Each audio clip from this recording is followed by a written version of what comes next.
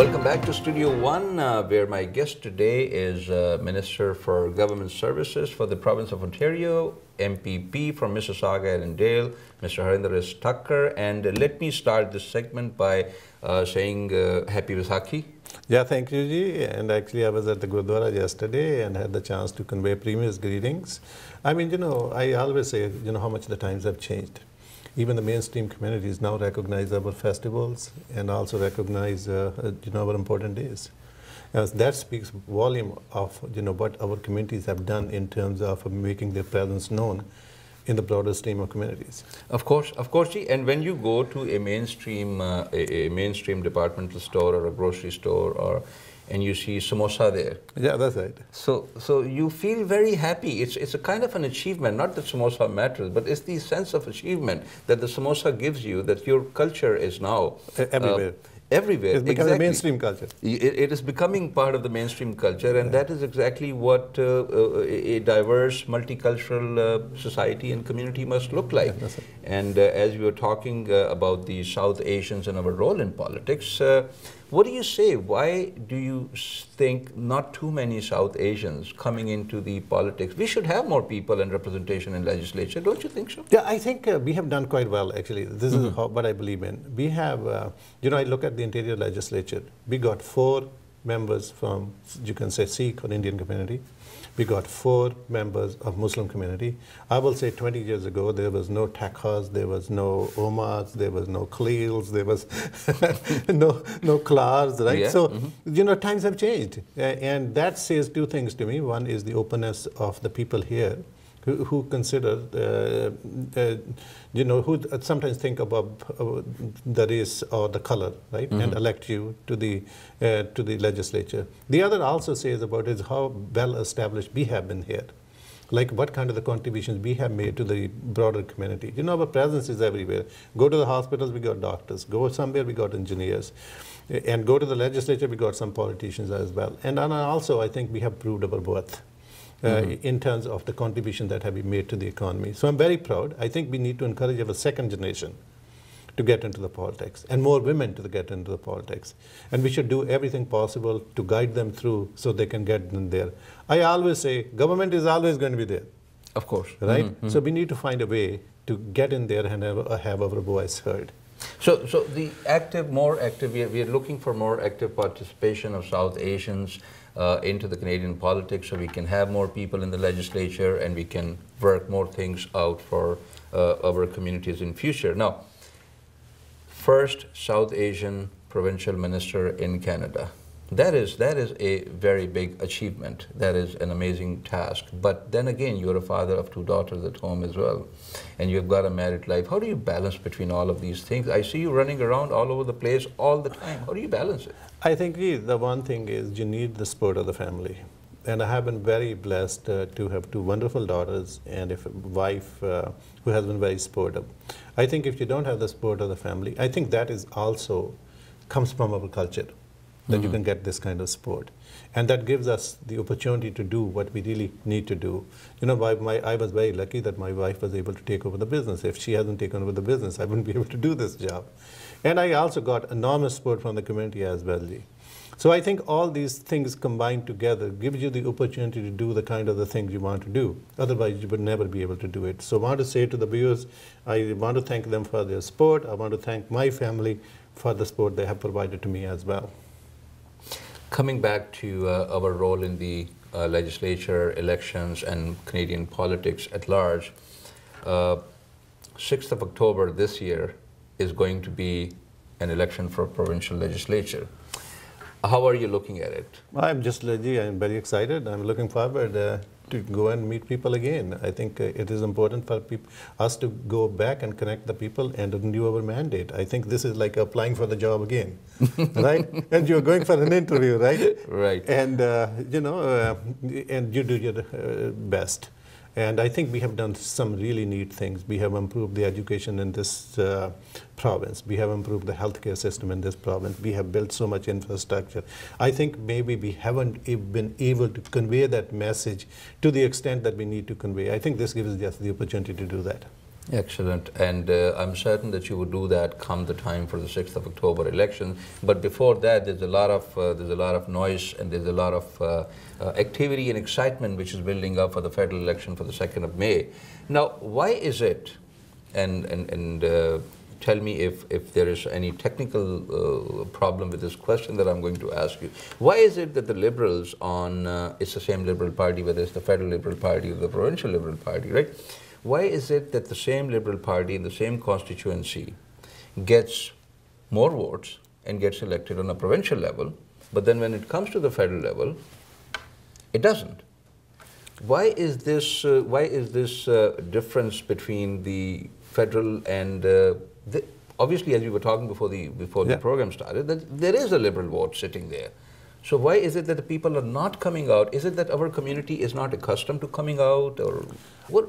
I think that is part of it. You know, sometimes we take things for granted, and it's a perception too, right? We think he's going to get elected, so it's okay if we don't go. I mean, that's why I think it's important to encourage all our people to actually go and vote. And when you are aligned to certain parties, your values are aligned to certain parties, it's important for the people to support that party.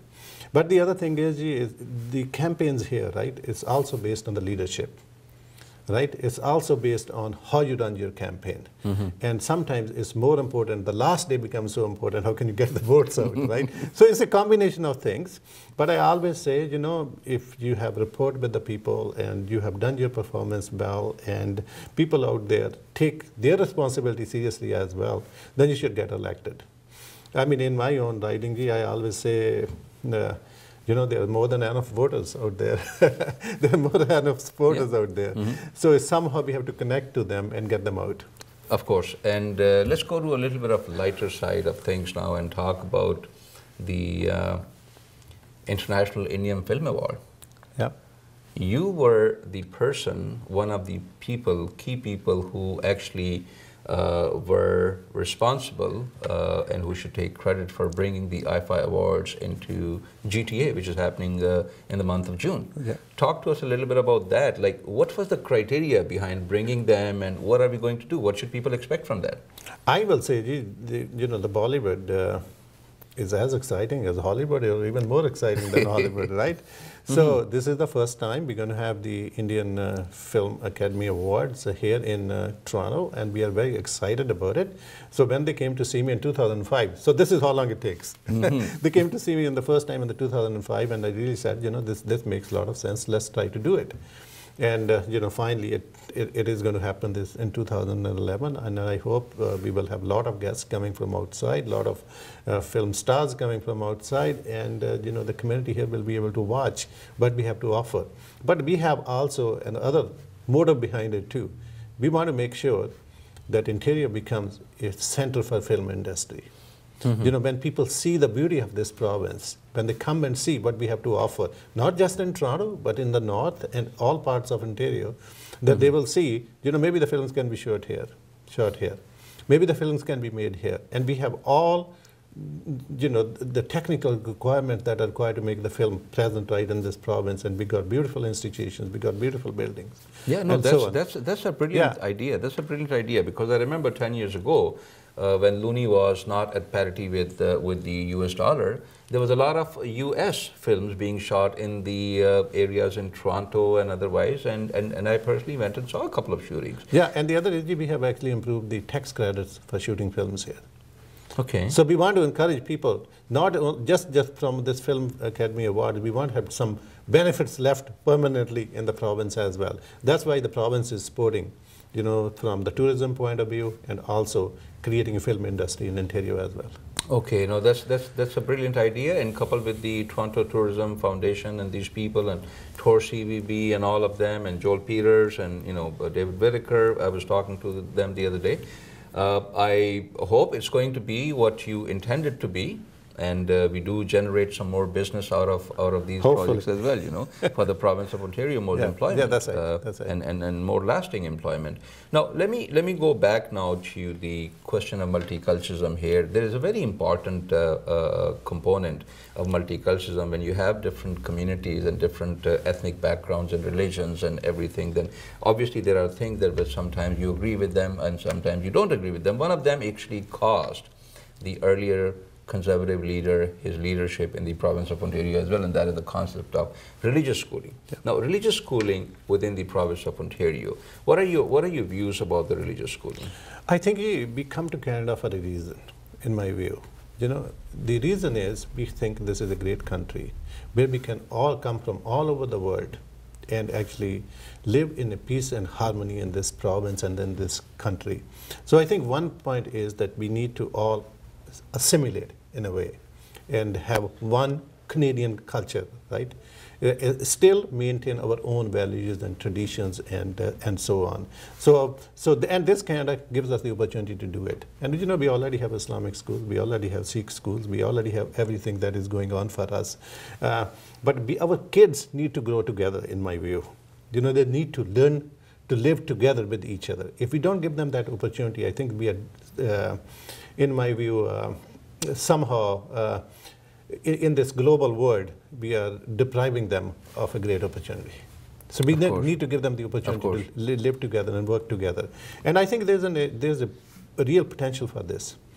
If the South Asian kids are growing up with the people from the other culture, they can also build this bridge of improving trade between Pakistan, India, Sri Lanka, and all that. Because they come from there, they know that culture better, and here they can make the connection so they can actually help us to do the bilateral trade as well. Bilkul theek hai ji, because this is actually a creation of a homogeneous community and a society within the context of Canadian community, and that would actually help the relationship back in Pakistan and India as well, of course. And the other thing that I want to say to you is that in public schools, public school boards, we actually offer ethnic languages. Punjabi is offered, Urdu is offered, Hindi is offered, Sanskrit is offered. So you can take all these courses right within the system. Right? And so it provides you the opportunity to learn your language. There's no question. Actually, it's not that our kids need to learn the language. I think we want to encourage other kids to learn the language. Right? But pretty soon, everybody in this country will be speaking either Punjabi or Chinese. That much I know. But, you know, my daughter actually speaks Mandarin. There you go. Right? There you go. So and I think it's important for her to learn it because that will come handy to her. It doesn't matter what she does. Excellent. Neji, ਗੱਲਾਂ ਤੇ ਇੰਨੀਆਂ ਨੇ ਕਿ we cannot even finish, but it's been a very interesting and a very enlightening conversation with you so far. But we're coming to the close of the program, and what I want you to do is एक message ਜਿਹੜੇ Pakistani and Indian community who are watching this program, I want you to give them a message, tell them what you expect of them, and tell them what they should expect of you. Actually, first I really want to say thank you for having me on this show. I think this has been a wonderful experience for me.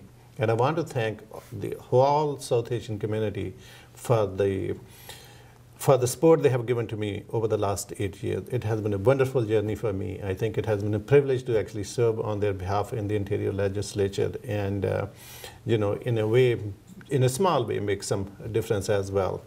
I think, you know, we have a lot going for our community. We have a lot going for our next generation. All we need to do is work together in a peaceful and harmony way and actually participate in these democratic institutions, because I think it's very important for us to do it. Actually encourage our second generation more to do it, because they have a lot more potential for us to participate. But also I want to encourage them to actually participate in a volunteer way in all our institutions, because all our institutions are run on a volunteer basis to a certain extent. Otherwise we wouldn't be able to deliver the kind of the services that we deliver. But more importantly, I want to wish them all the best for 2011, especially all our, you know, religious days are coming now too. So I want to wish them all the best. And if my office can be of any help, I mean, our doors are always open. That's why those offices are there. And we will be more than pleased, I will be more than pleased to meet with them on any issues that are provincial in nature and help them out. You heard him. That is your Minister for Government Services from Mississauga, Arundel riding, go see him, meet with him in his office, see what he can do for you, and see what you can do together with him. Mr. Tucker, thank you very much for joining us today. It has been a pleasure talking to you this morning, and we wish you all the best.